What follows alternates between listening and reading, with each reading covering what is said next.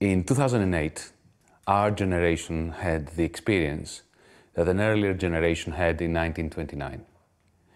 A bubble that had been created in the guts of Anglo-Saxon capitalism in Wall Street burst.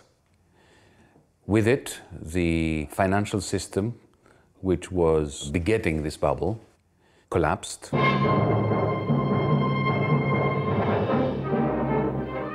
October 29th, 1929, Black Tuesday. The New York Stock Exchange is in a panic. Frantic investors have scrambled to unload their stocks at any price. Everyone wants to sell. No one wants to buy. Suddenly, even the most gilt-edged securities are practically valueless. The stock market crash has come, and the Great Depression has begun. There's a funny phrase which secretly is said in the banking and amongst the very rich, that you should never let a good crisis go to waste. That is, this is an opportunity. And they have, the top 1% has the wealth, power, influence to use that opportunity to their own advantage, and they have done so.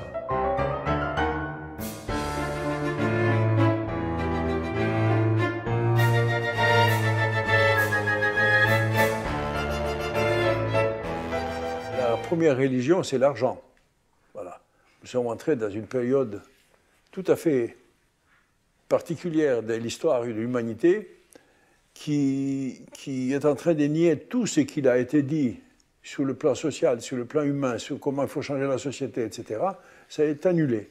C'est annulé par des groupes très puissants qui dirigent l'économie, et qui dirigent l'économie dans le sens de quelques actionnaires, un petit groupe d'actionnaires. Sur les 6 milliards, il doit être quelques millions seulement, à qui ça appartient la grande partie des avoirs, des biens de ce monde. Se compro feijão, me falta arroz. Se compro arroz, me falta açúcar. Sou mais nessa muvuca. Quando tudo tem, me falta gás. Ainda bem que os vizinhos ajudam. De vida maluca. Onde pobre fica mais pobre, o rico mais rico. Não vou evitar. Dinheiro pra gente é assim, que nem visita já.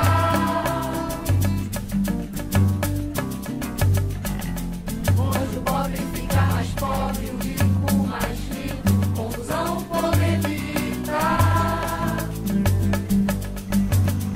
Dinheiro pra gente é assim, que nem visita tchau. Hoje eu acordei às 5 da manhã, como geralmente eu sempre acordo.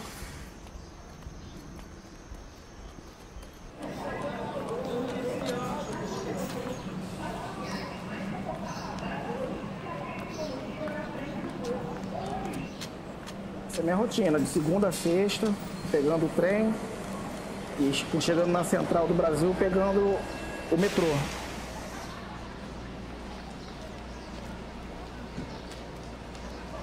Economia eu não entendo praticamente nada, né? Sou leigo no assunto. O povo em si brasileiro deveria se aprofundar mais nessas áreas, nesse assunto, se politizar melhor. Mas eu não procuro muito, porque se você for parar para pensar muito, ficar na economia, você acaba ficando meio que doido, né? Porque do jeito que as coisas andam...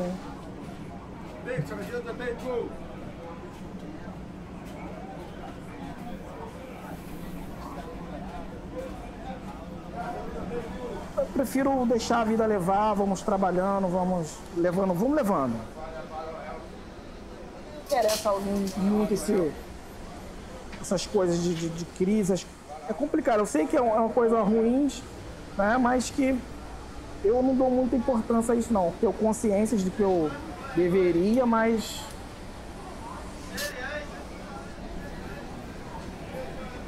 O banco, na verdade, eu vejo como uma armadilha, né? Porque se você parar para pensar nos bancos, o que eles fazem, como que fazem, Funciona como uma armadilha, uma pegadinha, né? Eles ficam ali, você vai levando tudo direitinho, um simples deslize seu, os juros vêm arrebentando.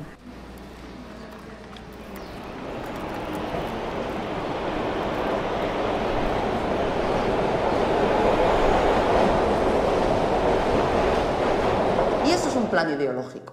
Eso no es una crisis económica, eso no es una crisis financiera. Todo esto se enmascara con la idea de la crisis financiera. Estamos en la crisis financiera, por eso tenemos que tener políticas de austeridad, no podemos tener derechos porque la crisis económica, la crisis financiera. Con eso se nos quiere hacer ver que, bueno, estamos en una situación de crisis y que ya lo recuperaremos. No, esto es falso, no lo vamos a recuperar, porque esto es un plan ideológico. Se nos dice, no, las políticas de austeridad económica como si fuese algo técnico, ¿no? Tenemos que ahora entrar en políticas de austeridad económica porque no hay dinero, hay recortes. No, es falso. Es la ideología de la austeridad económica. Es una ideología, es un programa ideológico.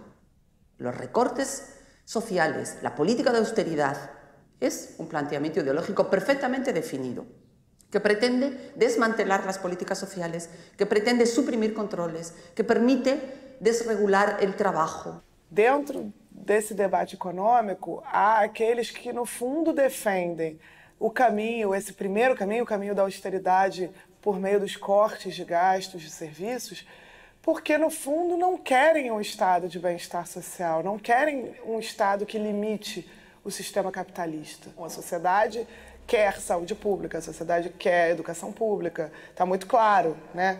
Isso não, em nenhum momento se desistiu, enquanto sociedade, de ter essas coisas.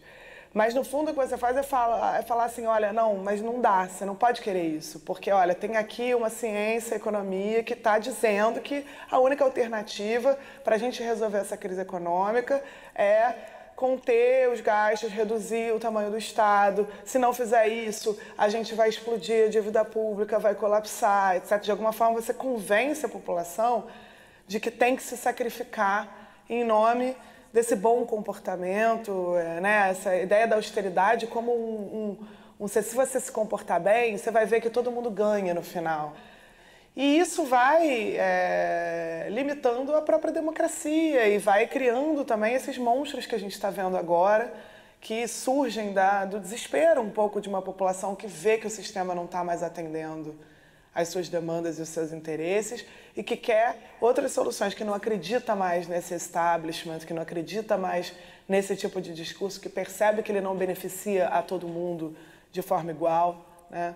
E começa, então, a apostar em falsas soluções também da extrema-direita, né? De que a culpa, então, é dos imigrantes, ou a culpa é dos mais pobres, dos negros, das minorias, né? Isso é um discurso que vai ganhando espaço nesse contexto onde, claramente, os governos não estão conseguindo entregar aquilo que a população demanda. El dominio, el control de lo financiero sobre lo político está significando en la práctica para las clases populares, para las clases trabajadoras y también para las clases medias que al principio no se daban cuenta, pero ahora ya sí, porque en Europa ya estamos viendo cómo se está produciendo un desclasamiento brutal de las clases medias. Esto está produciendo mucho sufrimiento social, aumento de la desigualdad, como decía, pérdida de derechos. Y paralelamente a esto, un retroceso ideológico hacia posiciones neoconservadoras. Cuanto menos nos ayuda el Estado, la política, cuanto menos trabajo hay, cuanto menos derecho hay, entonces se produce una regresión conservadora. Y ahí es donde surgen los nacionalismos, la búsqueda de religiones de religiosidades perdidas o que creíamos ya perdidas o lejanas, ¿no? This attempt to push all the costs onto the weakest of shoulders in the periphery of Europe is what is responsible for the re-erection of the borders, the fences, jingoism, misanthropy, nationalism, racism. La classe moyenne, de laquelle on a dit toujours, j'ai entendu dire moi depuis l'université, qu'il faut dans la société une grande classe moyenne parce qu'elle pacifie la société. C'est la meilleure façon d'aller vers une société calme et sereine qui travaille normalement et qu'il n'y a pas de grandes tensions. avoir une très large classe moyenne. Or, aujourd'hui, le système détruit complètement la classe moyenne. On s'aperçoit que, bon, il y a la classe pauvre qu'on connaît depuis toujours, on ne fait plus rien pour elle, et on détruit aussi la classe moyenne de plus en plus. Le pouvoir politique laisse son pouvoir au pouvoir d'argent, aux banques notamment. C'est déjà un peu le début de la fin de la démocratie. Hein. Et avec les résultats qui sont ces résultats-là, le chômage énorme qu'on a en France, qu'on a un peu partout dans le monde, et qui est aussi, comme je disais, la destruction de la classe moyenne. Et on s'aperçoit qu'on a de plus en plus de pauvres et de plus en plus de riches. Ça a commencé à la fin des deux blocs, parce que le capitalisme avait la peur du communisme, et le communisme avait la peur du capitalisme. Donc il y avait une sorte d'équilibre, et puis le communisme est tombé. À partir de ce moment-là, le capitalisme est devenu le hypercapitalisme, et il a eu tout le pouvoir pour faire ce qu'il voulait. Of course, capitalism is not particularly good at looking after itself, in the sense that when the vested interests, capitalist interests, are allowed to run amok, to do whatever they want, as they are, because they're not constrained by any political process, then in the end, like a stupid virus, they end up killing the organism in which they live. And the organism in which they live, of course, is global society. So they are damaging global society so much that in the end they are going to hurt themselves. But of course, in the process they hurt hundreds of millions of innocent people. I very much fear that unless there is a democratic movement in Latin America, in Europe, in the United States, in the whole world, to counter the ill effects of this calamity, we are going to descend into a postmodern 1930s. And as we know, that didn't end very well. O capitalismo, que em algum tempo foi progressista, ele não conseguiu resolver as necessidades básicas da população. E, portanto, do ponto de vista econômico, ele não democratizou no sentido de garantir para que cada membro da sociedade tivesse direitos iguais naquilo que é fundamental do trabalho, da escola, da moradia, da terra. E temos uma crise social gravíssima, porque durante todo o século XX as pessoas podiam ascender socialmente, podiam resolver seus problemas. E agora o que nós estamos assistindo é cada vez mais novos contingentes de milhões de pessoas excluídos, inclusive do sistema de exploração. Ou seja, os capitalistas nem precisam mais explorar os pobres. Você vive numa sociedade em que as maiorias não têm oportunidade de se realizar como cidadãos plenos do ponto de vista da economia, da sociedade, da cultura, da educação, evidentemente que não há uma sociedade democrática, ainda que ele vote. A tendência de todo mundo é imaginar que os donos do poder são aqueles que detêm o poder político, portanto, o presidente, os governadores, os legisladores, senadores, deputados. O poder facilmente compreensível é o poder econômico, né? Se você detém o poder econômico, todas as outras formas de poder são subalternas a esse. Então, se você olhar o orçamento da União Brasileira, você vai ver que o principal beneficiário são juros e as amortizações da nossa dívida interna. Para quem vai esse dinheiro? Bom, esse dinheiro vai, em primeiro lugar, para os bancos nacionais, em sua maioria, mas alguns bancos estrangeiros também, para as seguradoras e para os fundos de investimento e para a elite empresarial e elite pessoal. Eu acho que seria razoável dar a esse grupo o nome, no caso do Brasil, de donos do poder. O setor bancário foi o mais lucrativo entre as empresas de capital aberto no Brasil em 2016. O banco é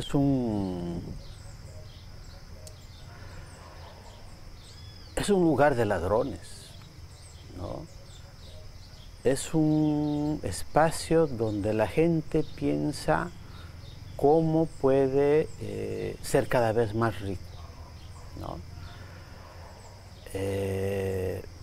Los bancos simplemente sirven para apropiarse de nuestros bienes comunes, de nuestros recursos naturales, de nuestro territorio y eliminar cualquier posibilidad de construir la vida, ¿no?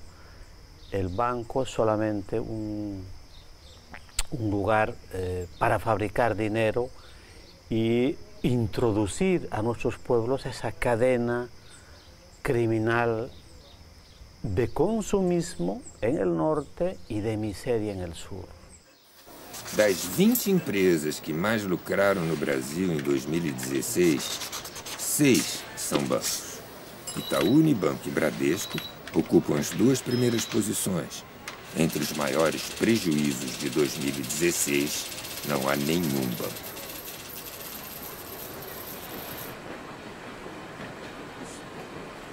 Eu tenho conta em banco, mas a minha conta é poupança, não é conta corrente, porque eu não ganho muito, o meu salário não é tão alto. Mas o que acontece? Nós temos que ter uma garantia, já que nós não temos serviço público.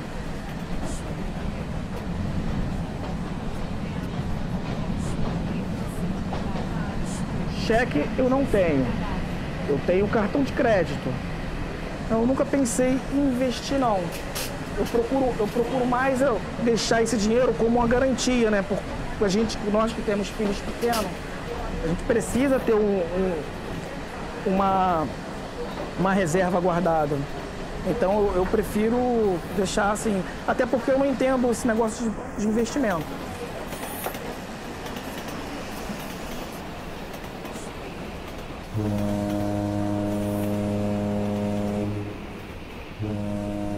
O Vanguard Group, maior fundo de investimentos dos Estados Unidos, controla algumas das empresas mais poderosas do mundo. Parte delas, concorrentes. É o maior acionista de 5 instituições financeiras de peso. Das maiores empresas de tecnologia e comunicação e de outras multinacionais. É um dos maiores acionistas de outras gigantes do mercado.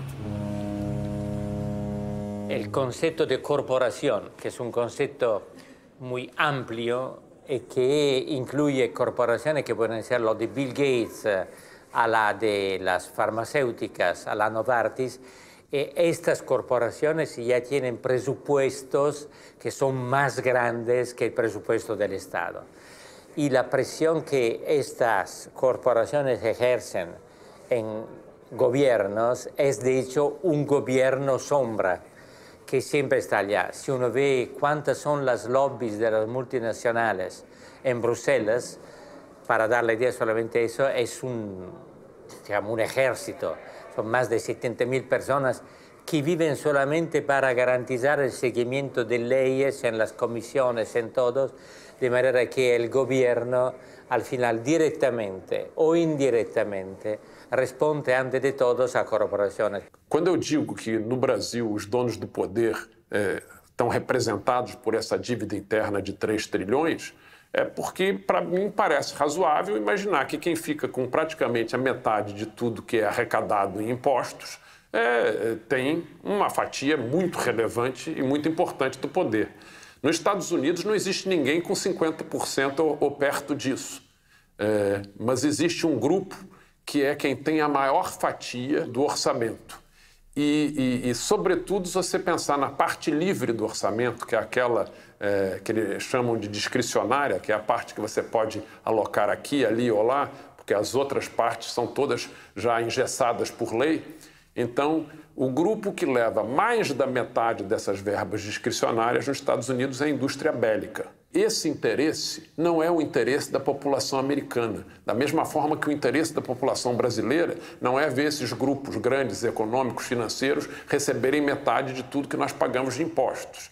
Você não vai perguntar aos empresários se eles são contra ou não algo que fere a soberania nacional. Você tem que perguntar aos políticos eleitos pelo povo. Essas preocupações com o capital especulativo já vem de longe, né, das crises lá final dos anos 80, anos 90, mas isso se acentuou muito nesse período recente. O que declanchou, ou desencadeou a crise do Lehman Brothers foi isso, foi a passagem de tantos recursos para a área financeira, com investimentos que cada vez tinham menos a ver com a realidade e criando uma imensa bolha, primeiro no setor imobiliário, depois mais ampla, e que estourou. E eu acho que isso tem uma correlação também com uma acentuada piora na distribuição de renda no mundo, mas em particular nos grandes países capitalistas, inclusive nos Estados Unidos. Então, na realidade, o que você tem é uma crescente dominação do poder financeiro sobre os governos, derivada da liberalização dos fluxos de capital. Até a década de 70, quando você tinha o Acordo de Bretton Woods, os fluxos de capital eram muito limitados, atendendo a uma demanda do imediato pós-guerra.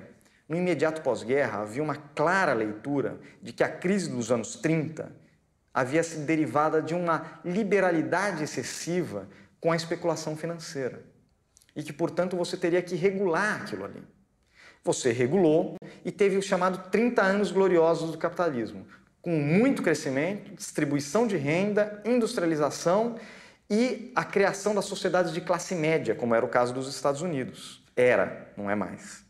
So hardly realizing it, they come into their purchasing stage and are off on a wild, non-stop ride.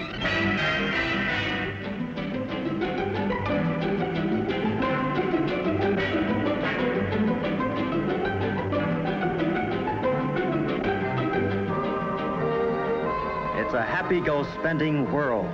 Right now, you can ride along with the happy-go-spending, buy it now, young adults of today.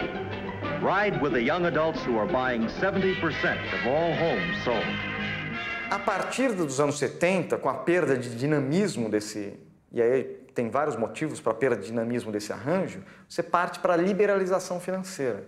Aí você começa a ver as recorrentes crises financeiras, crescimento menor, com mais acumulação de capital e menos acumulação produtiva, concentração crescente da renda e da riqueza e perda de autonomia dos governos. Por quê? Porque o governo agora ele está lutando contra massas enormes de capital que circulam livremente no globo.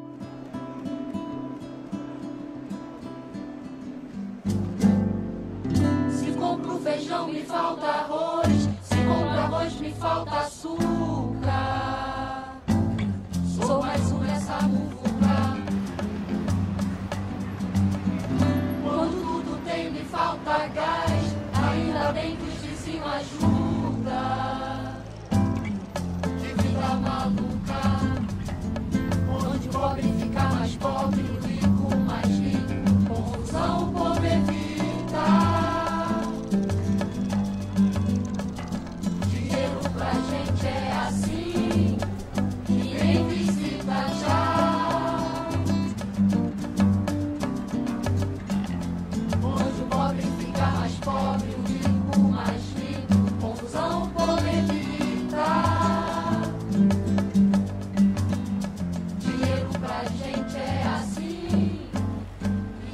Obviamente, a Europa é um cenário privilegiado para você pensar o poder do setor financeiro sobre as decisões dos governos nacionais.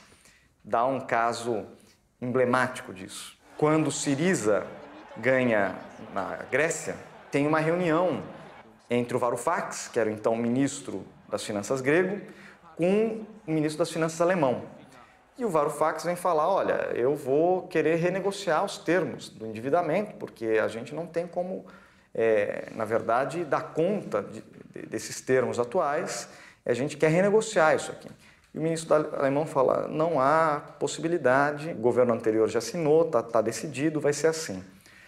Aí o Varoufakis fala, mas a gente acabou de ser eleito com um outro projeto, o povo grego, olha, por mim não teria nem eleição, diz o alemão. Mas já que vocês querem ter eleição, façam, mudem o governo, mas os termos são os mesmos.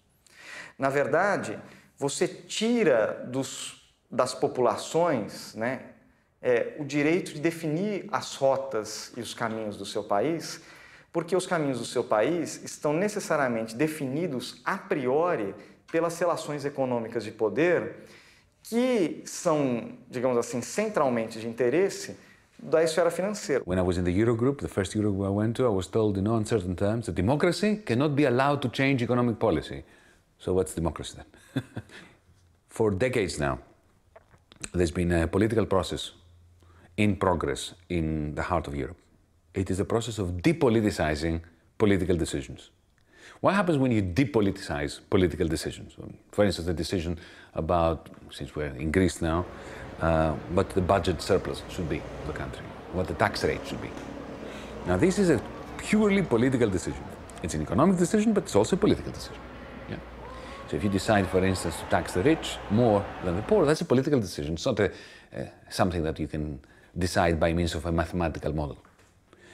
But if you end up depoliticizing it and making technocrats make these decisions, what you're doing is you're creating a democracy-free zone.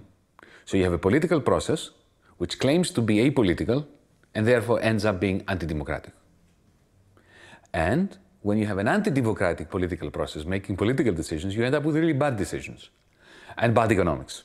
So you end up with toxic politics, anti-democratic politics, and anti-democratic, irrational economics. Vamos sorrir, minha gente.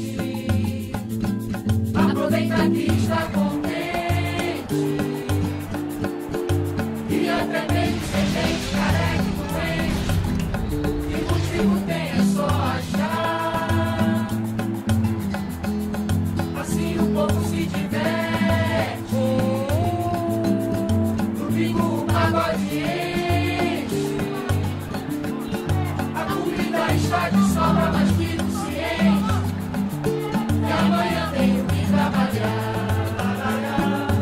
Pego bem mandado, devo a minha serva gelada, essa é minha diversão.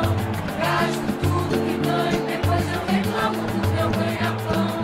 Falo de quem faz errado e não procuro melhorar. Entre tudo tem jeito, eu sempre falo mal do prefeito, mas quem disse que eu quero colaborar? O termo financiarização é um termo que capta uma dimensão muito importante do que está acontecendo na economia mundial, no planeta, nas últimas décadas, que é a hegemonia crescente, ou peso relativo crescente das finanças nas economias avançadas e menos avançadas do mundo, né?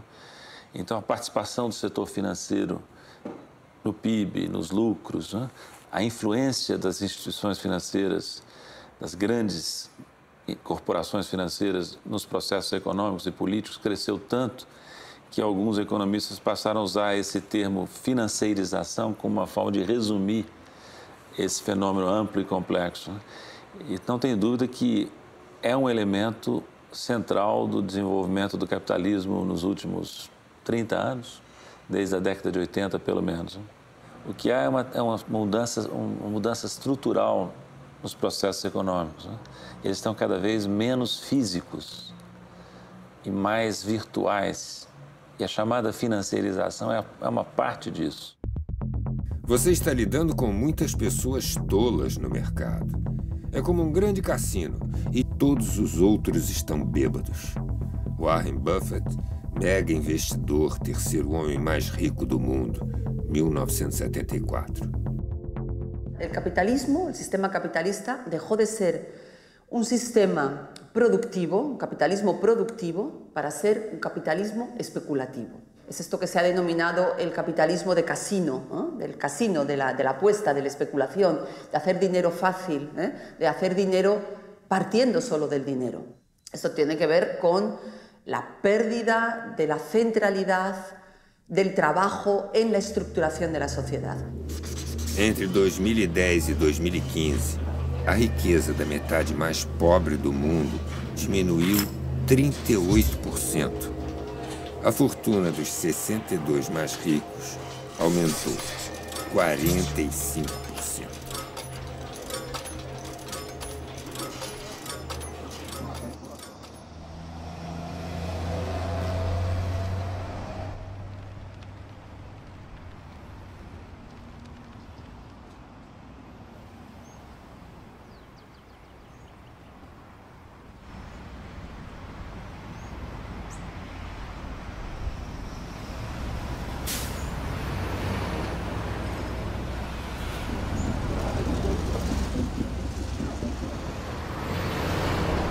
empresa produtiva ela tem uma lógica própria. Você tinha, e os autores de microeconomia heterodoxa mostram isso, a lógica fordista, a lógica anterior, digamos assim, do metade do século XX, a lógica do gerente, digamos assim, era a lógica de ampliar a produção, ganhar mercado, né? Ganhar tamanho à empresa e com isso, digamos assim, produzir mais lucros e gerar mais salários. Então era a lógica dos fluxos, fluxo de lucros e fluxo de salários. Quando vem um banco e compra essa empresa ou compra uma parte dela, os acionistas, etc., a lógica muda. A lógica, ao invés da expansão das atividades, se torna o que a gente chama em economia de maximização do valor do acionista.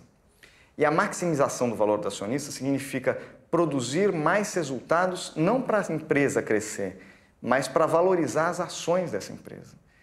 E para valorizar ações, quanto menos investimento ela tiver, digamos assim, mais dividendos você consegue distribuir. Quanto mais lucros no curto prazo ela tiver, melhor.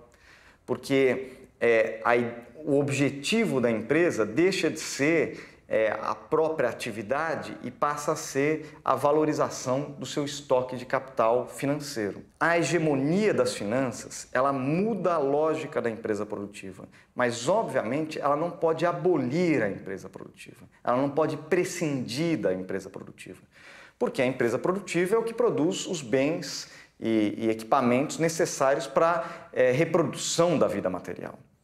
Mas a lógica de atuação da empresa produtiva muda. Ela muda de tal forma que a ideia de expansão do capitalismo com expansão do emprego e com expansão da renda perde espaço para a ideia da expansão do capitalismo sem emprego e sem renda.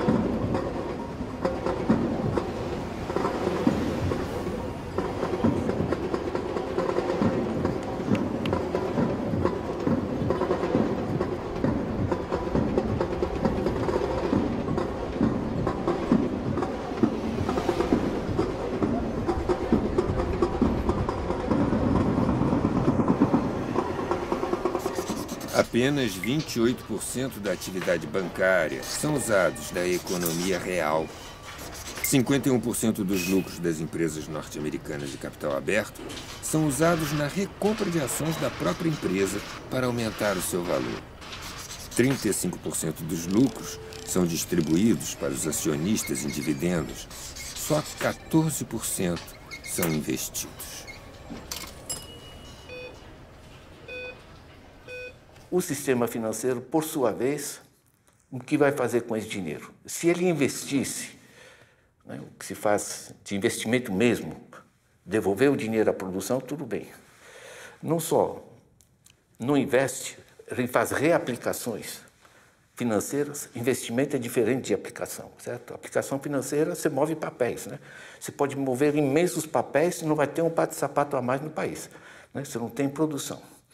Não só eles não reinvestem, mas colocam dinheiro lá fora, que rende no sistema especulativo internacional, ou pode até voltar para ser investido aqui, mas não só não é investido em termos de atividade, né? Ele sequer paga imposto, porque está em paraísos fiscais. É um processo de irresponsabilidade. As pessoas movimentam enormes fundos de um país para outro, de um setor para outro, sem transparência, sem clareza quanto a se aquilo tem alguma utilidade social. Porque, teoricamente, o sistema financeiro deve servir ao propósito meritório de trazer recursos dos setores superavitários para os setores deficitários que querem investir, né? Mas esse é o livro-texto. A realidade é que esses intermediários, o atravessador domina, entende? Em vez de ser um intermediário, ele passa a ser o objetivo em si. O meio vira um fim. A esfera financeira tem uma lógica própria, que é a lógica da valorização de curto prazo, da fungibilidade do capital, quer dizer, da possibilidade de você trocar de posição muito rapidamente. Eu estou comprado em real, de repente eu estou vendido em real no dia seguinte. Eu mudei a minha posição no dia seguinte. A decisão produtiva não é assim. Se eu decidir produzir, eu apostei que vai ter demanda, por exemplo. Eu apostei que esse país vai crescer. Eu não posso no dia seguinte falar, desistir, porque eu já imobilizei o meu capital. No capital financeiro, o capital não é imobilizado. Ele é sempre volátil, sempre fluido. Você pode mudar de posição muito rapidamente. Exatamente pela fluidez do capital, quando um investidor grande ou um banco grande muda de opinião, isso pode gerar uma onda de mudanças de opinião que gera um colapso do sistema financeiro. A partir daí, a teoria econômica começa a trazer para o seu debate a ideia de profecias autorrealizáveis, que são quando os profetas do mercado financeiro preveem alguma coisa e eles mesmos têm capacidade de realizar essa profecia.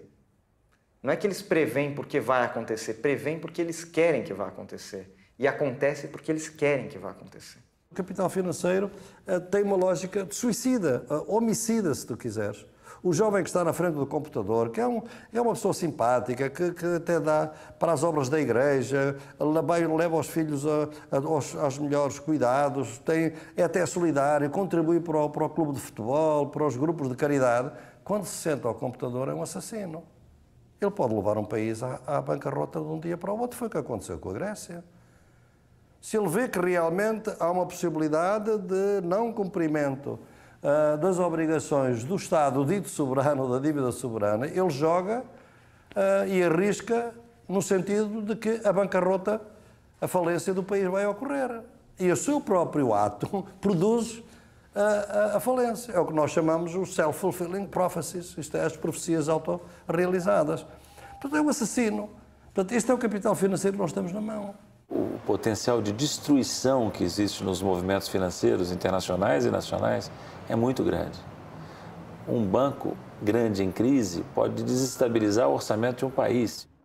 As instituições bancárias são mais perigosas para as nossas liberdades do que os exércitos permanentes. Thomas Jefferson, 1816. Eu gasto em torno de 65% do meu rendimento. É por eu ser autônomo, eu tenho que pagar a passagem do meu bolso, eu tenho que ter a alimentação, essas coisas assim, pesa, tem que pagar a autonomia, então pesa um pouco, né? Eu pago a minha e pago a da minha esposa também, por ela ser do lar. Dos impostos, eu acho uma coisa meio engraçada, né? Principalmente lá. Eu pago uma coisa que eu não tenho retorno. Né? Igual a área de saneamento, saúde, essas coisas, nós pagamos os impostos e não temos o retorno. Lá em Japeri não tem sala de cinema. Se quiser ir num cinema, tem que ir para Paracambi ou Nova Iguaçu. Tem um grupo lá que faz teatro. A arte é o tecido da resistência. Respeitado no Brasil e reconhecido em importantes festivais de teatro, como o de Curitiba, o Grupo Código é pouco conhecido na cidade onde atua há mais de 10 anos.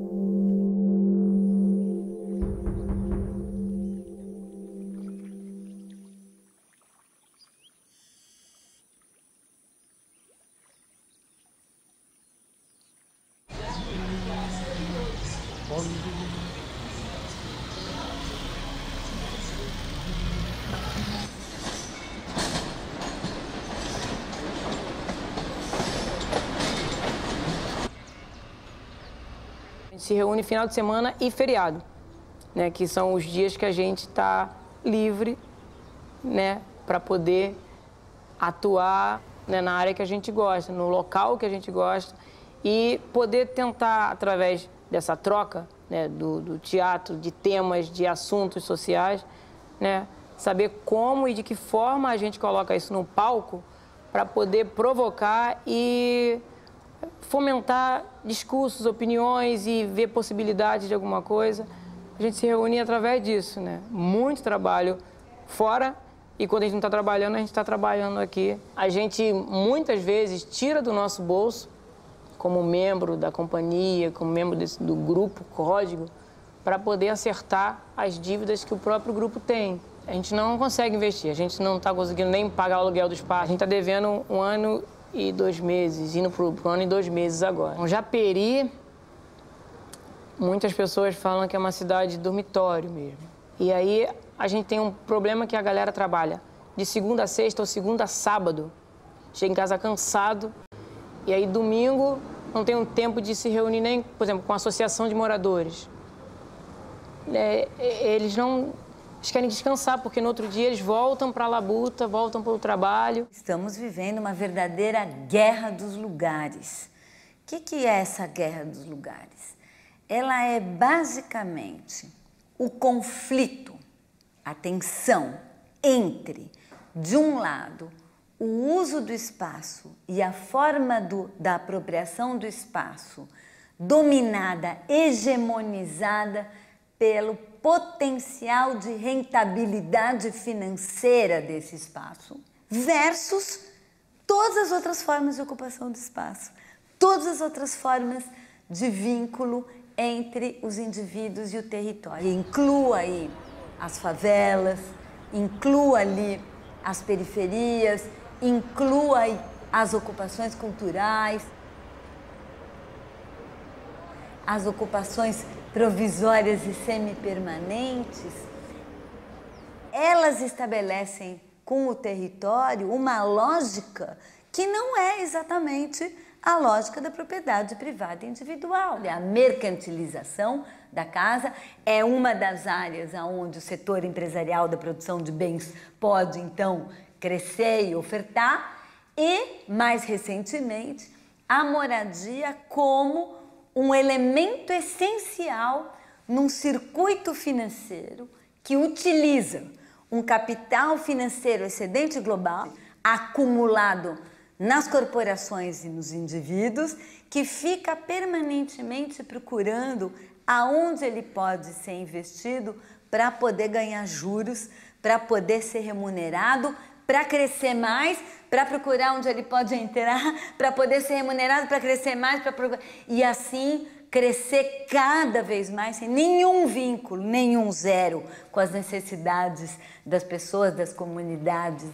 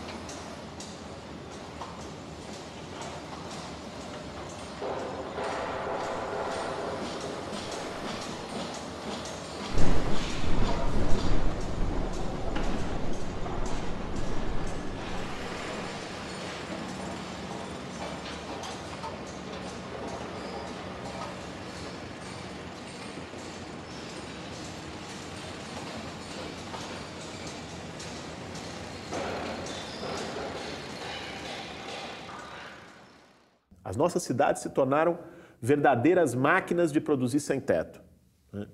Porque você investe, facilita o crédito para a construção civil, né? Enfim, naturalmente está ligado a todo um sistema de financiamento de campanha eleitoral e tal, uma articulação histórica da construção, do setor da construção, do setor imobiliário com o Estado, né? Nessa articulação você produz desenvolvimento urbano, você traz equipamentos privados, você constrói centros hoteleiros, você constrói estádios, como foi no caso da Copa do Mundo, nas Olimpíadas. Essas construtoras têm a sua atuação na construção pesada, outras na construção civil. Elas se articulam com os financiadores, com os bancos que financiam seja a casa própria ou a construção, e aí o financiamento de campanha eleitoral tem um peso novamente nisso, né? Compram terras, então elas controlam pela terra, e aí com isso controlam o valor de mercado, né? Fazem o investimento dos empreendimentos a critério dela, e obviamente não vai fazer habitação popular, porque isso não é rentável, ela vai fazer o que é rentável, não o que é necessário para o direito à cidade, né? E criam um ambiente urbano e reproduzem um ambiente urbano de segregação. Você valoriza regiões da cidade e vai expulsando. A valorização é um processo de expulsão. Dos 4 maiores bancos brasileiros, 2 são privados e 2 são estatais. Os estatais sofrem o assédio permanente de políticos gananciosos que tentam a qualquer custo privatizá-los. Estes são capazes de privatizar empresas públicas rentáveis para tirar uma casquinha dos seus lucros. É cada vez mais gritante que tem um setor, né, o lucro dos bancos a cada ano é recorde e a economia brasileira na maior recessão da história. Quer dizer, essa desconexão ela vai ficando cada vez mais nítida, as pessoas vão entendendo, mas ainda tem umas pessoas que caem um pouco nesse discurso midiático dos analistas econômicos convencionais que ficam o tempo todo tentando associar essas duas coisas, tentando jogar para as pessoas a ideia de que um setor financeiro que vai bem, no fundo, significa que os investimentos do setor produtivo também vão ser retomados e também vão bem. Eu acho que a crise de 2008 ela mostra muito claramente que não é o caso, que uma crise financeira pode prejudicar a economia real, muito, né, e prejudica até agora, mas que o setor financeiro se recuperou muito rápido dessa crise, enquanto a economia real está até hoje patinando.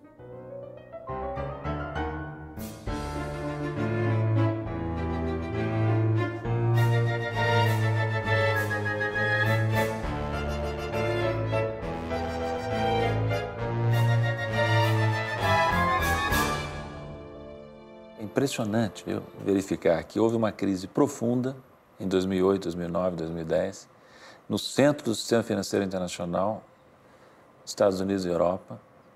Essa crise revelou em toda a extensão a fragilidade desse sistema desregulamentado, privado, poderoso, inchado. A crise provocou um estrago, foi a maior crise desde os anos 30.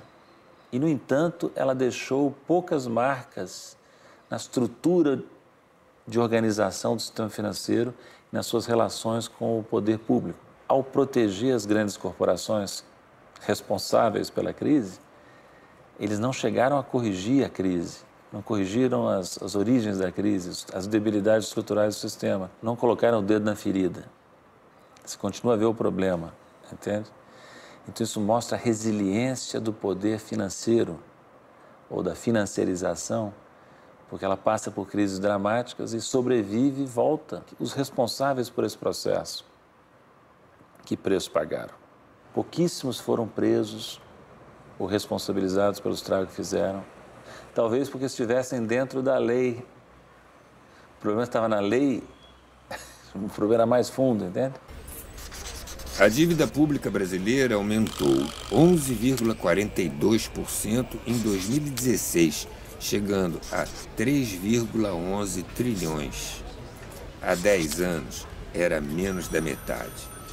Em 2016, 367,67 bilhões estavam relacionados a despesas com juros, maior valor da série histórica. 23,1% dos detentores da dívida são instituições financeiras. No primeiro mundo, 4, 5% do que é arrecadado é gasto com juros.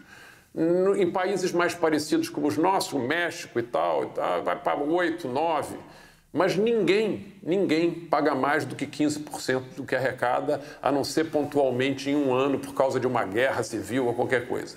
Então, se o mundo inteiro a média é 7, 8%, nós não podemos pagar 47% do que a gente arrecada. Por quê? Porque nós estamos tirando para entregar aos donos desse poder em troca de quê? De nada. Tudo o que nós arrecadamos, a metade vai para pagar juros, tirando benefícios sociais e coisas essenciais da população brasileira, e isso priva o quê? Priva os brasileiros de terem escolas públicas decentes, de terem saúde pública confiável e aceitável, de terem estradas à altura da capacidade econômica do país. O rombo não é de dentro do governo, o rombo é do sistema financeiro. A massa de recursos retirada através do sistema da dívida pública é que gerou a crise, é que gerou o rombo financeiro.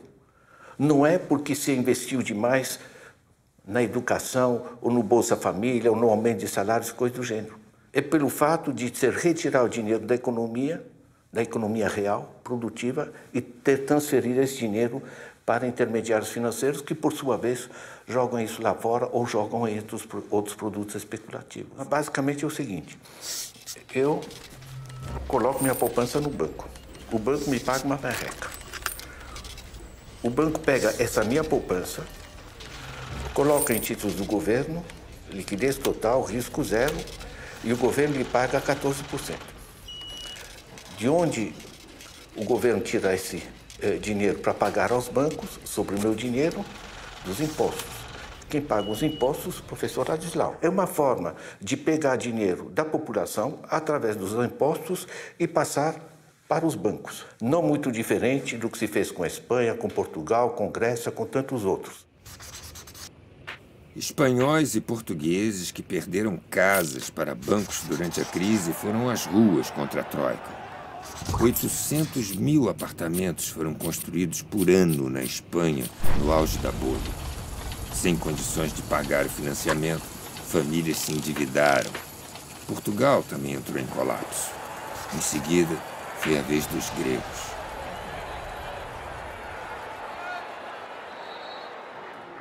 Primeiro-Ministro tem a palavra. Muito obrigado, Sra. Presidente. O Sr. Deputado Nuno Magalhães sublinhou os resultados das conclusões do último Conselho Europeu quanto ao quadro financeiro multianual. As pessoas não se podem manifestar, sobretudo nestas condições. Peço ao Sr. Primeiro-Ministro que aguarde um pouco para prosseguir. Obrigado, Sra. Presidente. A intervenção. As conclusões do Conselho Europeu interrompe-se aqui 2 minutos.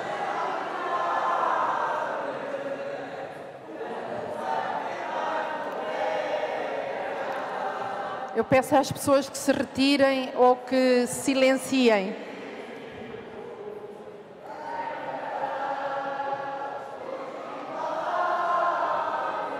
A partir de um certo momento, com juros tão altos, o governo não consegue mais restituir a dívida, sequer pagar a totalidade dos juros. Então, os juros não pagos se acumulam no estoque da dívida, certo? E você tem essa explosão da dívida, se gerou uma imensa, uma mama, digamos assim, esse aprisionamento da política através da dívida, hoje é estudado internacionalmente como captura do poder.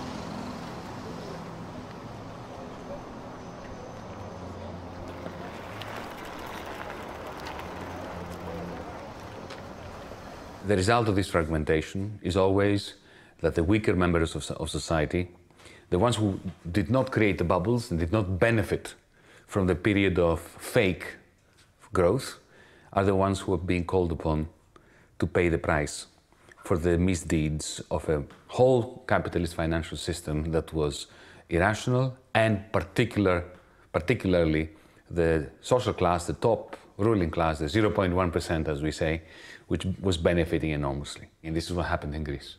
It creates bubbles. The rich get much richer, the poor struggle because prices go up. And then at some point, Lehman Brothers goes down, something happens, and the bubble bursts. The rich manage to get their money out of the country, to Switzerland, to London, to New York, to Frankfurt, and the poor end up paying the price. Latin America understands this very well. You know, Greece is part of Latin America. Nós somos gregos ou a Grécia é o Brasil?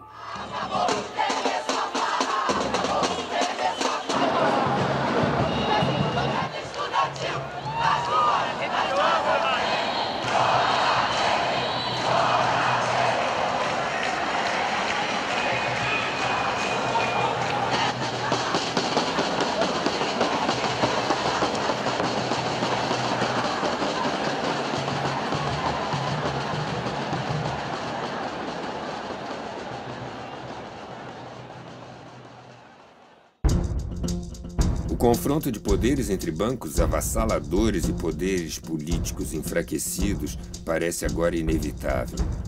Um resultado positivo desta luta, a priori desigual, só pode ocorrer por meio de mobilização de cidadãos que estejam plenamente conscientes do que está em jogo. François Morin, autor de A Hidra Mundial. Grecia fue el ejemplo paradigmático de especulación con la deuda pública, especulación con un país hasta hundirlo. O sea, Grecia ya no es de los griegos, Grecia es de los bancos. En los estatutos del Banco Central Europeo se dice exactamente que el Banco Central Europeo no puede prestar dinero a los estados. Por eso no ayuda a Grecia, por eso no ayuda a España, no puede. Lo tiene prohibido en los estatutos.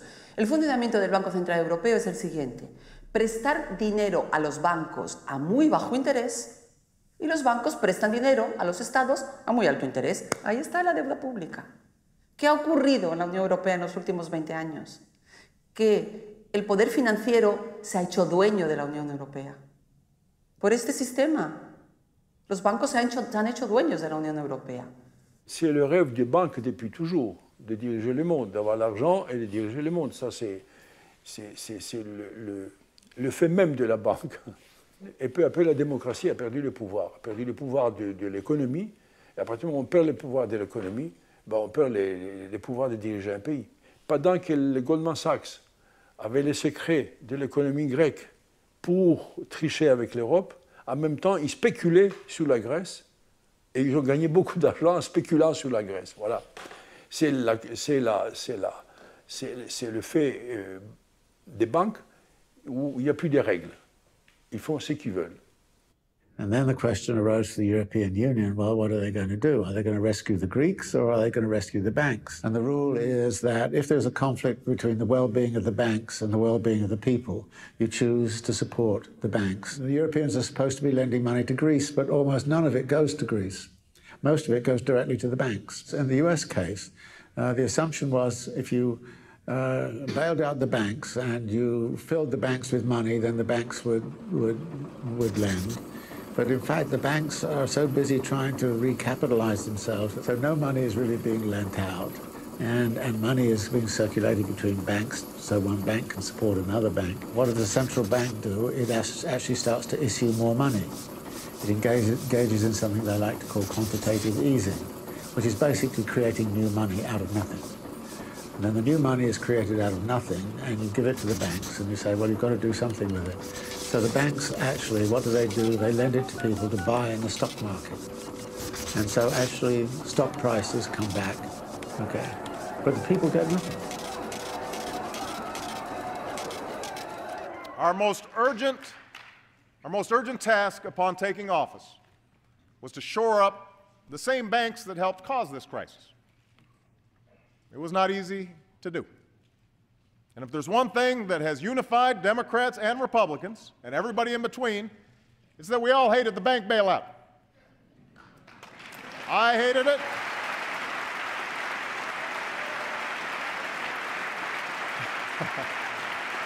I hated it. I hated it, you hated it. It was about as popular as a root canal. But when I ran for president, I promised I wouldn't just do what was popular. I would do what was necessary. And if we had allowed the meltdown of the financial system, unemployment might be double what it is today. More businesses would certainly have closed. More homes would have surely been lost. And the result of that, in the United States, the top 1% has actually profited out of the crisis. And how can this come about?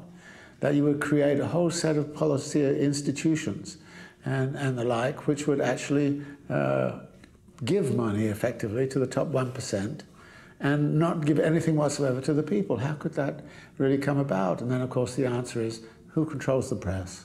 Who controls politics? Who controls the banking system? And so there you go, the top 1% says, oh, here's a crisis. This is a great opportunity for us to actually acquire even more wealth and power, which is precisely what they have done. Essa parte da população minoritária mas ela é poderosa, está no aparelho de Estado, está na imprensa, está nas grandes empresas e começa a exigir do governo medidas que garantam a valorização financeira do capital. Existem teorias que acham que concentrar renda e riqueza amplia a valorização do capital. Poucas pessoas acreditam ainda, poucas pessoas assim honestas, né? Porque tem as pessoas com interesses, obviamente, aí é outra coisa. Mas poucas pessoas analistas que estão vendo o caso do ponto de vista mais teórico, do ponto de vista mais dos dados, acreditam que a concentração de renda vai gerar dinâmica econômica e que isso vai gerar mais emprego, mais renda e ser distribuído pela sociedade. Sociedades e governos precisam ser capazes de permitir, encorajar os poucos a reterem a maior margem de lucro. Nós achamos que os ricos provavelmente se tornarão mais ricos nos próximos anos.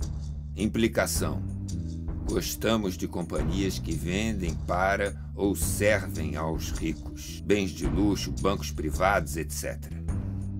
A Terra está sendo sustentada pelos braços sarados de seus empreendedores plutocratas. Goste ou não. Plutonomy. Memorando do Citigroup para grandes investidores, 2005.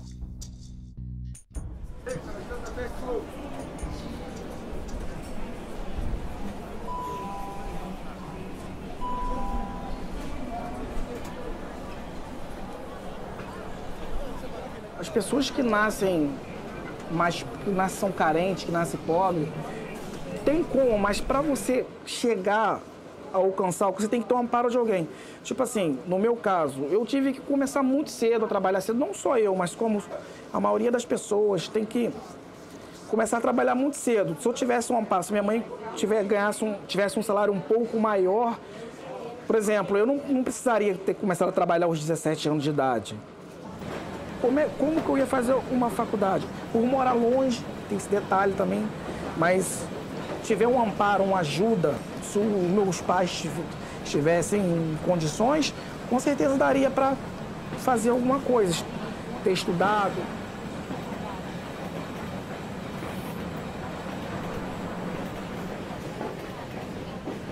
A minha família, minha esposa não trabalha, lá minha mãe, nós moramos no mesmo quintal.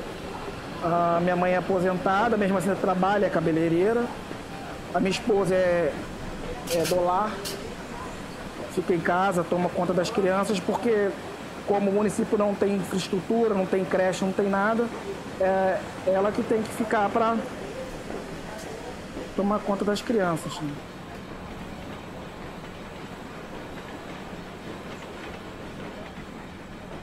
65 families have about the same wealth as half of the world's population. And that is, is far, far worse than it was, say, 20 or 30 years ago. And it's at this point you say to people, why would you tolerate a system of this kind? And the answer is, well, you can say that all you like, but if the media doesn't report it, then what happens? Não é o fim do capitalismo, mas é um fim do capitalismo democrático.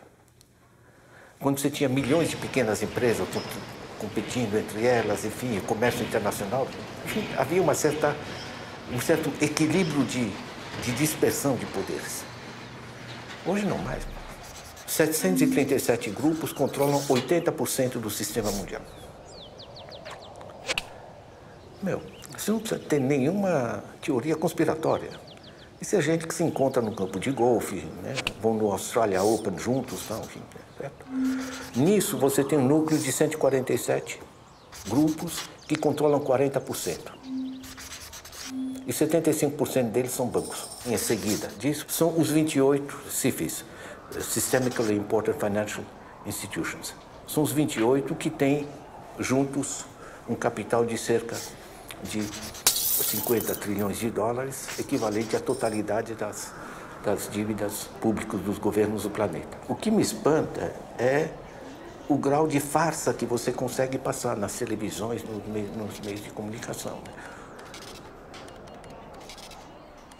Do ponto de vista macroeconômico, o que ocorreu nesse período todo foi algo similar ao que ocorreu também na primeira onda de financiarização no século XIX, que é o seguinte: você cria a ideologia a partir dos bancos centrais, dos países centrais, antes o Banco da Inglaterra, agora o Federal Reserve, dos bancos, dos grandes bancos americanos, do departamento econômico dos grandes bancos americanos, replicados nos departamentos econômicos das suas filiais brasileiras ou dos bancos brasileiros, e a partir daí indo para a mídia.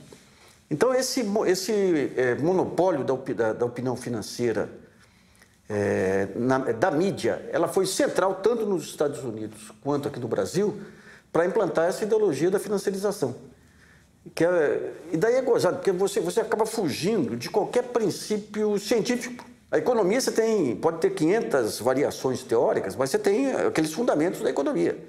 Oferta e procura, a industrialização, o papel da industrialização na geração de emprego, todo esse patamar. E aqui você aboliu isso. Então você criou teorias que prometiam no final do arco-íris aí o pote de ouro. E essas teorias consistiam fundamentalmente em sacrifícios, não para o mercado, em sacrifícios para os setores mais vulneráveis da sociedade, para sobrar mais no orçamento para o mercado. Então a disputa do orçamento público através dos juros da dívida aí é algo que vem desde o século XIX. Essa tentativa de embalar o jogo de interesses com conceitos supostamente científicos faz parte de toda a montagem, digamos, da financiarização, quando a financiarização se apropria dos conceitos da nova teoria que surgia aí, que era a teoria econômica. A maneira como se prorrogou essa falsa ciência aí, você está na raiz da crise brasileira. E daí entra a imprensa direto, né? É como se fosse ciência. Não. Você pega agora as reformas. Não. Se você não mudar a Previdência, se você não acabar com a legislação trabalhista, o Brasil está perdido. Era um conjunto de retóricas, de bordões retóricos que foram usados esses anos todos. Chega uma hora e você fala, pô, mas é tantos anos de blefe que você vai mudar o refrão. É um refrão.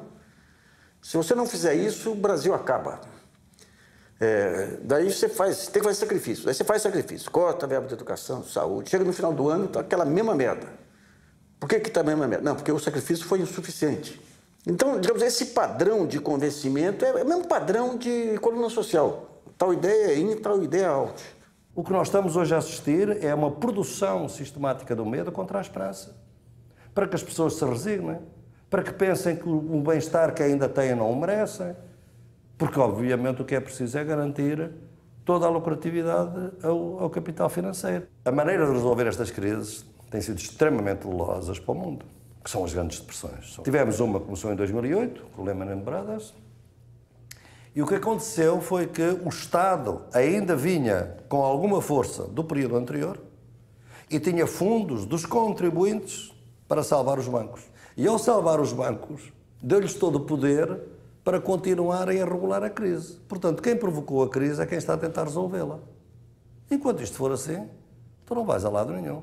Portanto, o capital financeiro é exatamente o grande inimigo de qualquer alternativa de justiça, qualquer que ela seja, no nosso tempo. E enquanto não houver uma regulação do capital financeiro, nós não vamos longe. Mientras todo el tiempo de los derechos fundamentales de los estados constitucionales tenían como criterio de referencia el sentido que las personas eran al centro de los problemas, que el objetivo general era solucionar problemas de las personas. Lo que pasó ha sido de separar las personas de los bienes de mercado, de declarar que solamente los bienes de mercado tienen derechos.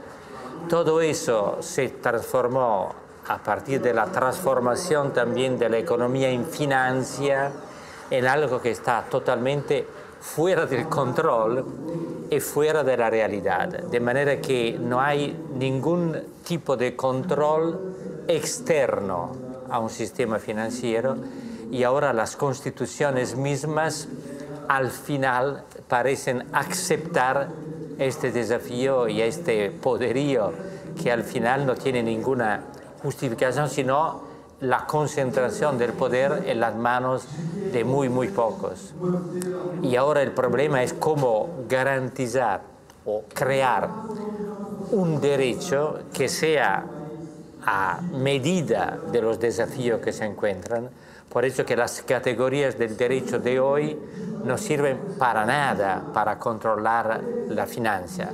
El hecho mismo que la Corte Penal Internacional, establecida al final de los años 90, ratificada al comienzo de los años 2000, ha excluido los crímenes económicos de sus competencias, da la idea de la distancia entre la economía, que es protagonista de las cosas, y el derecho, que dice que no puede decir nada sobre la economía. I just want to finish by saying that we are absolutely destroying these horrible regulations that have been placed on your heads over not 8 years, over the last 20 and 25 years. You have regulations that are horrendous.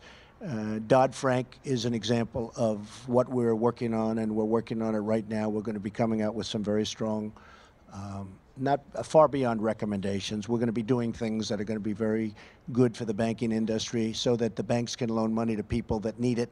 Hay que volver a buscar mecanismos de control, porque el mundo funciona con mecanismos de control. Un mundo descontrolado es el mundo de la ley del más fuerte. Y cuando impera la ley del más fuerte, lo sabemos, gana el más fuerte. No hay otra cosa. Y ahora mismo la tendencia es esa, la de la desregulación, la especulación sin límites, la desterritorialización del trabajo, del capital. A elite financeira, a turma da bufunfa, ela tende a ser internacional, a ser pouco enraizada localmente, sabe? Os grandes bancos, as grandes firmas financeiras em todo o mundo, elas trafegam numa esfera que é transnacional, desenraizada, né? Os países é que vão ter que administrar essa elite financeira, porque a elite financeira nunca deu as cartas positivamente. Não é delas que você pode esperar um projeto nacional inclusivo, que beneficia a grande maioria do povo.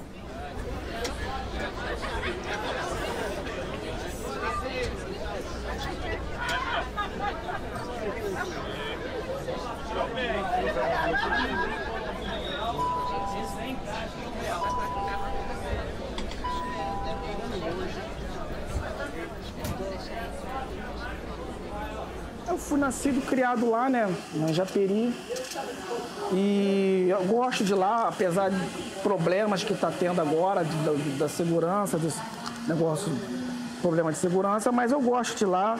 Eu era pacato, né? O município era muito pacato e agora o crescimento da violência está enorme, com guerras de flexões criminais, está rolando assaltos durante o dia nas ruas. Dificilmente a gente vê uma viatura fazendo ronda no município, principalmente no bairro onde eu moro. É considerado o município mais pobre do estado e um local onde não temos recursos. É um município muito precário, muito precário. Você precisa de um banco, muitas das vezes eu sou engenheiro pedreira, que é o distrito que pertence a Japeri. Se você precisar de alguma coisa, você tem que sair do município. Precisou de um médico, você tem que ir para o município vizinho. São poucas ruas asfaltadas e saneamento básico. Tem algumas ruas, mas o que acontece? O esgoto não é tratado, é despejado diretamente no Rio Guandu, né? Seria legal se o Estado cobrisse essas áreas todas, né? Da saúde, segurança, desse um amparo ao trabalhador.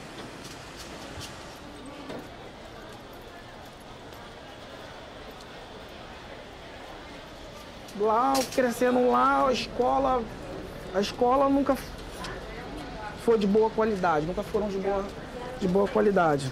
Então a infância foi muito difícil. Eu tinha um amigo de infância lá, que jogamos bola, soltávamos pipa junto. Ele chegava na escola, a professora perguntava um por um, qual é o seu sonho, qual é o seu sonho? E esse amigo meu, o sonho da vida dele era ser bandido. Ele falava que o sonho da vida dele era ser bandido.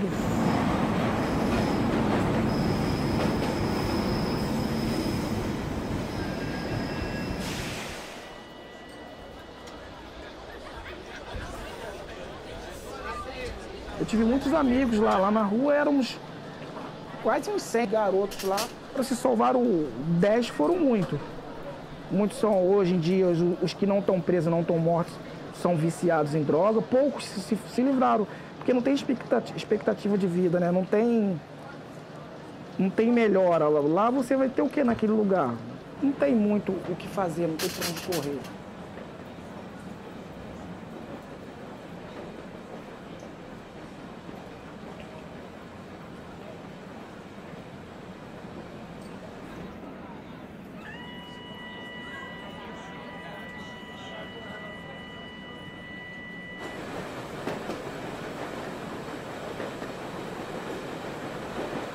O liberalismo fala muito do consumidor e do benefício que a liberalização traz para o consumidor. Só que o consumidor, para consumir, tem que ser um trabalhador empregado antes de ser um consumidor. E é isso que muitas vezes, essa obviedade é muitas vezes esquecida quando se defende a liberalização pura e simples, né? Hasta la aparición del proceso de globalización, el trabajo ha sido el elemento central de estructuración de las sociedades modernas, de la modernidad. Es decir, la forma en la que las personas nos vinculamos a la sociedad, cuando me refiero a las personas, me refiero a los que no tenemos el poder fuerte, el poder oligárquico fuerte, es el trabajo y los derechos asociados al trabajo. Todos los derechos laborales, pero también los derechos de emancipación social. Educación, sanidad, pensiones públicas, dependencia, son derechos que permiten a las clases populares, a las clases trabajadoras, integrarse en la sociedad. Cuando yo era obrero muy joven, a mis 14 años, podía ver al patrón en la fábrica, controlando. Con el tiempo, cuando trabajé como 40 años en la fábrica, el patrón ya no estaba en la fábrica, el patrón estaba en Europa y no sabía quién era, pero además el patrón no era un patrón con nombre y apellido, era un conjunto de nombres muy difíciles de pronunciar y que no sabían a qué se dedicaban. Los efectos, yo creo, de esta forma de gobernar el mundo, de establecer un modelo cruel de una economía que no importa las consecuencias que pueda tener una población y simplemente se puedan ver los resultados en una pantalla de computadora, suponen una serie de consecuencias para la gente en su vida cotidiana. Las formas de fraude laboral, estas formas de subcontratación de los trabajadores en las empresas, estas formas de alargar las jornadas laborales, un mundo del trabajo sin derechos laborales, sin protección social, sin seguro médico, sin prestaciones para una jubilación en el futuro y acompañado de esto con una incorporación muy cruel también de los medios de comunicación que cuando la familia se incorpora al hogar en la noche lo que ve es absolutamente mentira y basura. Entonces, tenemos que inventar de manera muy creativa, pero efectiva al mismo tiempo, el poner barreras a estas formas invisibles, difusas, complejas, que afectan de manera muy grave a la gente, pero que no se pueden tocar, no se pueden ver. Lo que está en grave peligro ahora mismo es la democracia. Y cuando hablamos de democracia no hablamos solamente de la puesta en escena de histriónicas elecciones cada X años. Hablo de la democratización de la sociedad, de la inclusión de todos. Castoriadis lo dijo, la inclusión de todos. Y eso es lo que está en juego ahora mismo. Yo creo que en juego, ahora el debate, fíjese que durante muchos años, claro, en la época de la Guerra Fría y todo esto era como comunismo versus... Ahora no, ahora es neoliberalismo versus democracia.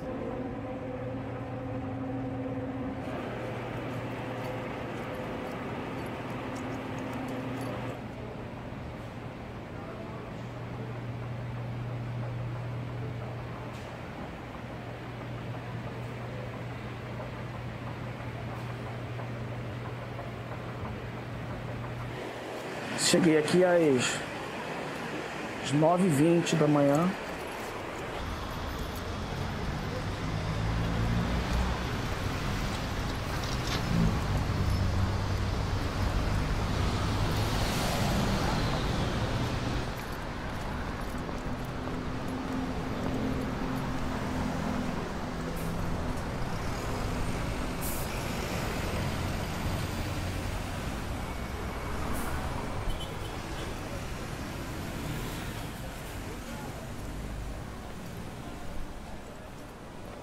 Eu fico preocupado com os meus filhos, né? E fico triste porque, pelo andar da carruagem, a expectativa de vida deles, infelizmente, vai ser precária, porque eles não têm nada, né?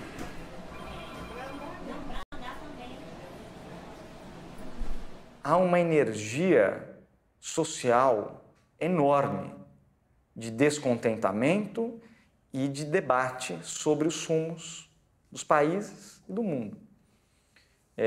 Essa energia ela pode ser capturada pelos mais diferentes movimentos políticos, pelas mais diferentes ideologias. Quem vai capturar é quem tiver as condições de se comunicar e dialogar com as preocupações dessa população de maneira a responder às suas angústias. É verdade que o movimento do capital é algo esmagador, mas há exemplos na história de resistências muito bem-sucedidas, né? E de arranjos políticos que perduram durante algum tempo, que permitem uma maior inserção, uma maior distribuição de renda. Então, o jogo não está jogado nem para um lado nem para o outro. O futuro ainda vai ser construído, ele não está escrito nas estrelas, e quem vai construir é a dinâmica da disputa política.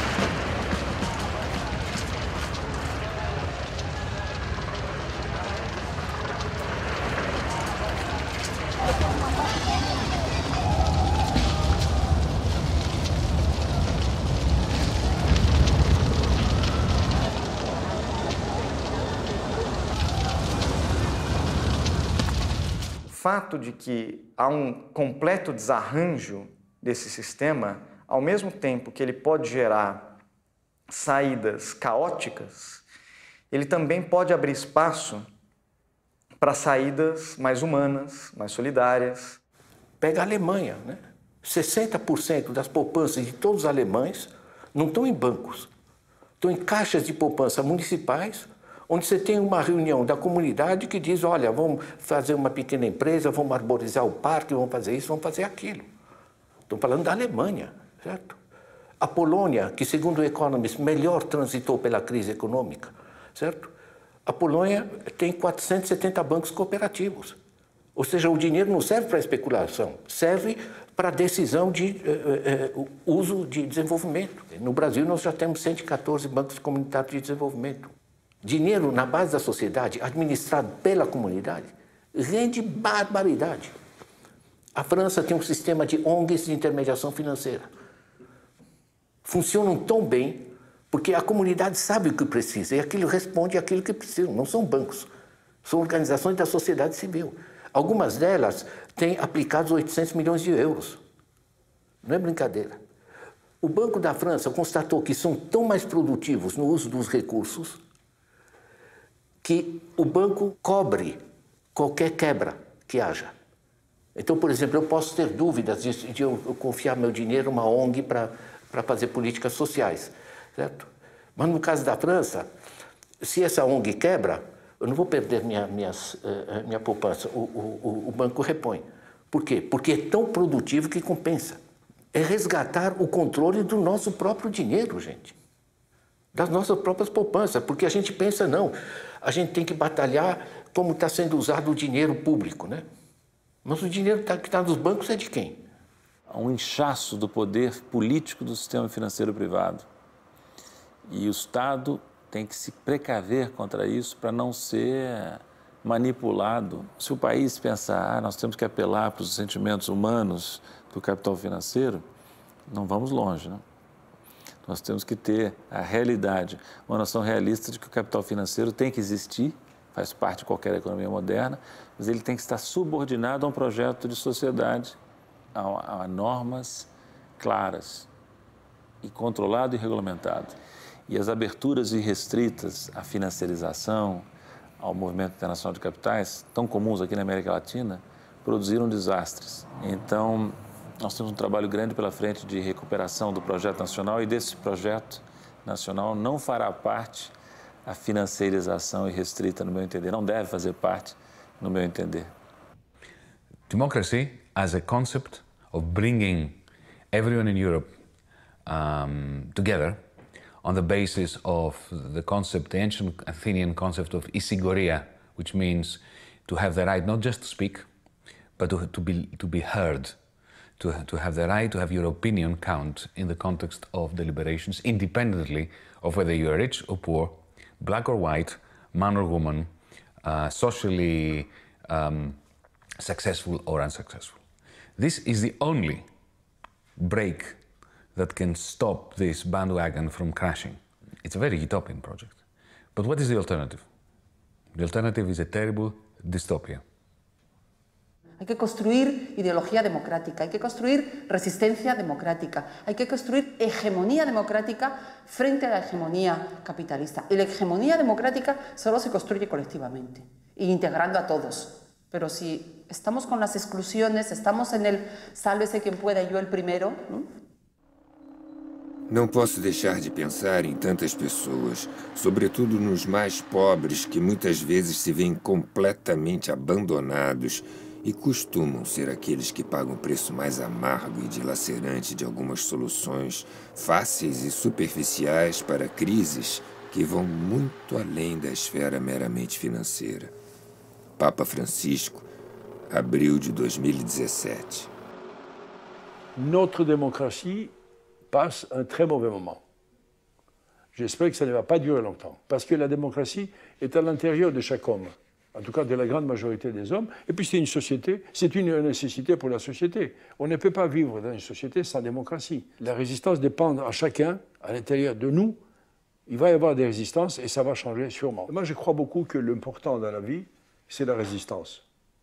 Résister aux petites choses quotidiennes, aux injustices qu'on n'aime pas, et qui vous choquent, et puis résister aussi aux grandes choses, aux dictatures par exemple. Il faut résister, chacun avec ses moyens. Parce que si on ne résiste pas, on devient esclave. Se os homens não cultivam o ideal de um mundo melhor, eles perdem algo. Se o único ideal dos homens é a busca da felicidade pessoal por meio do acúmulo de bens materiais, a humanidade é uma espécie diminuída. Eric Hobsbawm, historiador, 1999.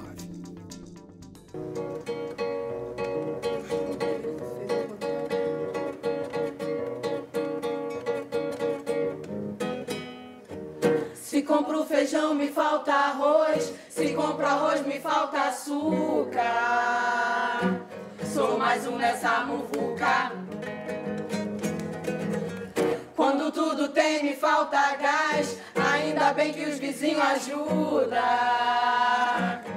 Que vida maluca, onde o pobre fica mais pobre, o rico mais rico. Confusão o povo evita. Dinheiro pra gente é assim, que nem visita, tchau.